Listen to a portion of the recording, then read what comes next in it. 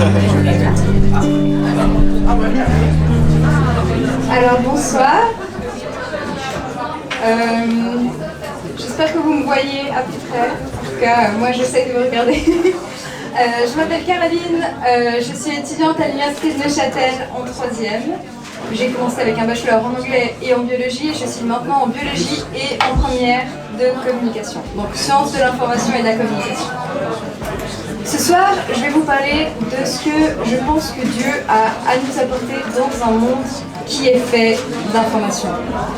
Donc je pense que vous serez d'accord avec moi si je vous dis qu'en Suisse, on est tous entourés d'informations, que ce soit par la publicité, que ce soit au travers des médias, que ce soit au travers des réseaux sociaux. Et c'est pas forcément facile de savoir où en être.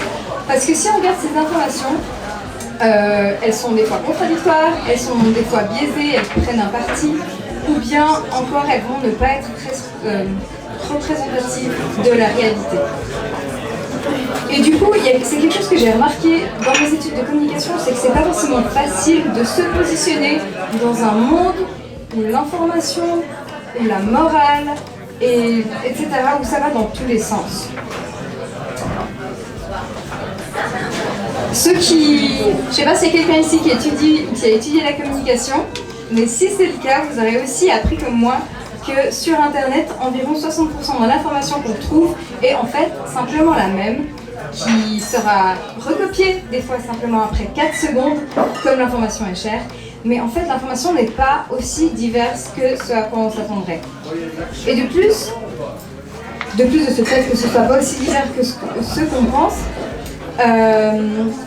il y a en plus des algorithmes qui seront présents, qu'on fait nos recherches sur Internet, qui vont faire en sorte qu'on rentre plus avec les contenus qui nous intéressent. Ce qui va en fait nous garder un peu dans notre opinion, dans notre bulle de vision du monde. Et pour cerise sur le gâteau, il y a encore les fake news qui sont ces informations dont je pense que vous avez tous entendu parler, donc ces informations qui sont fausses mais qui circulent et qui circulent souvent plus rapidement que les vraies informations. Donc, on parle des informations qui ne sont pas forcément vraies, qui sont moins abondantes que ce qu'on pense, qui sont en plus restreintes à notre vision de base et en plus, il y a encore quelque chose, c'est qu'on peut se biaiser soi-même. Donc, il y a plusieurs biais qui existent. Typiquement, il y a un biais qui est lié aux stéréotypes, donc c'est pas forcément volontaire, mais les stéréotypes peuvent nous mener à avoir une certaine vision des choses, une certaine appréhension. Donc, typiquement, vous qui me regardez là, vous vous dites, bon, cette fille, elle est chrétienne, elle est blonde et elle est en première de communication. Du coup, c'est peut-être pas très pertinent ce qu'elle vient de me raconter. Un autre biais que vous pouvez avoir, c'est celui de l'autodétermination. Donc, je m'explique, c'est d'assimiler plus les informations qui nous arrangent.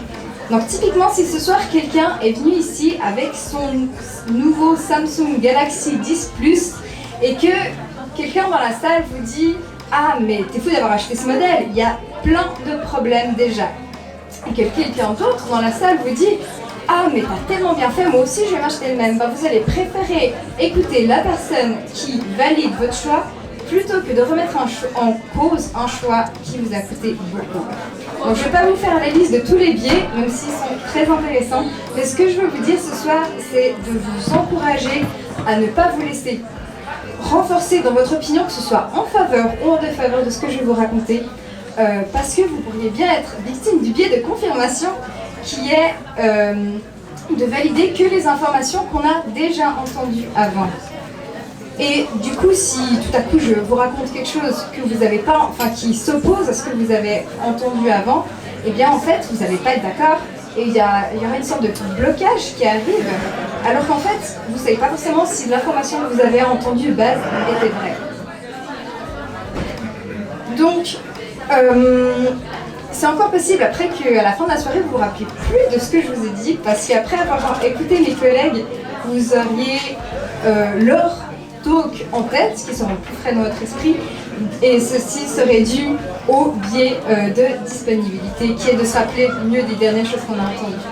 Donc, je vous encourage vraiment ce soir à garder en tête les choses avec lesquelles vous seriez peut-être moins d'accord pour en reparler, pour pouvoir discuter. Et aussi, donc, de pas seulement être critique par rapport à ce que je veux dire, mais aussi par rapport à comment vous allez percevoir ce que je vais vous dire. Donc maintenant, dans ce fouillis d'informations, de désinformations, de rumeurs, de méfiance, de religion, en quoi croire, où placer mon éthique? Parce que c'est bien beau d'avoir plein d'informations autour de nous, mais vous allez trouver des croyances de toutes les sortes. Vous allez trouver des études qui prouvent à peu près tout. Donc, en quoi croire? Et en vrai, plus j'étudie la communication, et plus je remarque à quel point c'est facile de se faire influencer, et à quel point c'est même facile de manipuler les gens. Et je vais vous donner un exemple. Typiquement, si on prend une bouteille de shampoing, sur laquelle il serait écrit 10% de kératine, ou bien sur laquelle serait écrit en grand « contient de l'extrait de pomme », de pépins de pomme, ou quelque chose comme ça, et ben, vous n'aurez aucune information sur ce que font en vrai ces produits, mais comme ce serait écrit en gras, ça va mener votre interprétation à être favorable envers le produit, alors qu'en vrai, vous n'avez aucune idée à quel pourcentage la kératine est efficace et quel est l'effet des pépins de pomme sur les cheveux. Donc, ce que je veux vous dire par là, c'est qu'en communication, je pense que c'est bien de savoir se positionner, de savoir en quoi on croit, parce que c'est vraiment un domaine où il y aura beaucoup de dilemmes, il y aura beaucoup de compromis, et c'est bien de savoir se positionner de base avant d'aller de l'avant pour, je sais pas, pour vendre son produit ou quoi. Mais je pense que vous aussi, dans vos vies, vous avez aussi des dilemmes de communication, vous avez aussi des choix, vous avez aussi à vous positionner. Et du coup, je vous encourage à vous demander quelle est mon éthique? À quel point est-ce que j'ose mettre ce qui m'est cher de côté pour avoir une bonne image, pour avoir un travail, pour avoir une augmentation, pour quelque raison qu'il soit. Et du coup, moi, je vais vous dire où est-ce que moi, je base mon éthique. Et ben, comme je suis là à Big Question, c'est parce que je suis chrétienne. Et en fait, mon éthique, ça pourra vous paraître un peu démodé, mais je la base sur les 10 commandements de la Bible.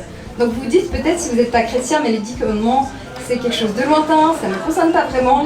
Bah, laissez-moi vous dire que c'est ces commandements qui ont influencé la Constitution suisse, la Constitution américaine, c'est des commandements qui sont debout depuis des milliers d'années, que plusieurs peuples ont adoptés, et qui, selon moi, ont été éprouvés et sont toujours applicables de nos jours.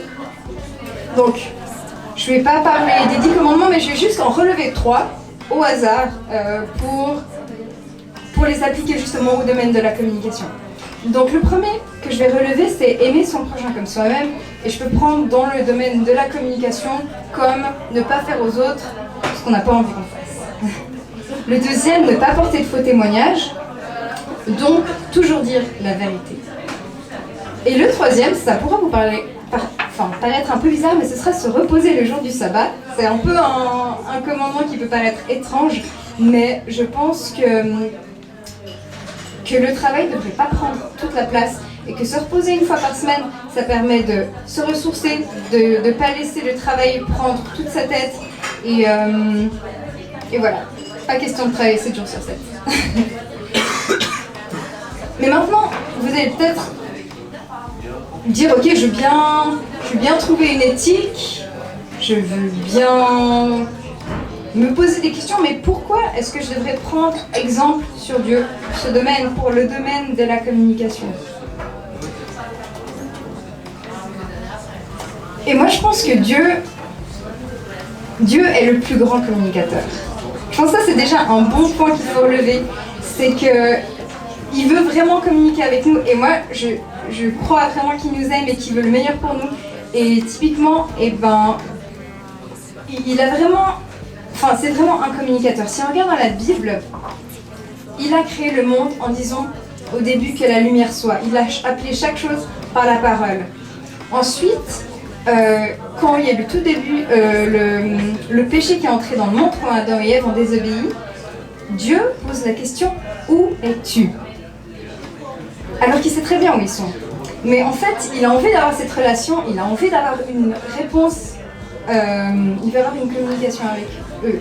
Ensuite, il a envoyé ses prophètes, qui n'ont pas toujours été écoutés dans l'Ancien Testament. Puis, il a envoyé son fils, Jésus, dont le but était de rétablir la communication entre Dieu et le monde. Donc je pense que oui, Dieu a envie de communiquer avec nous. Et je pense que comme il nous aime et qu'il nous a donné ces commandements, ces 10 commandements qui ont été éprouvés, je pense qu'on peut vraiment se baser dessus. Ah oui, aussi, dernière petite anecdote. Quel livre est plus distribué au monde que la Bible? Aucun. Et c'est aussi appelé la parole de Dieu. Donc encore une preuve en plus pour dire que ouais, Dieu veut nous parler.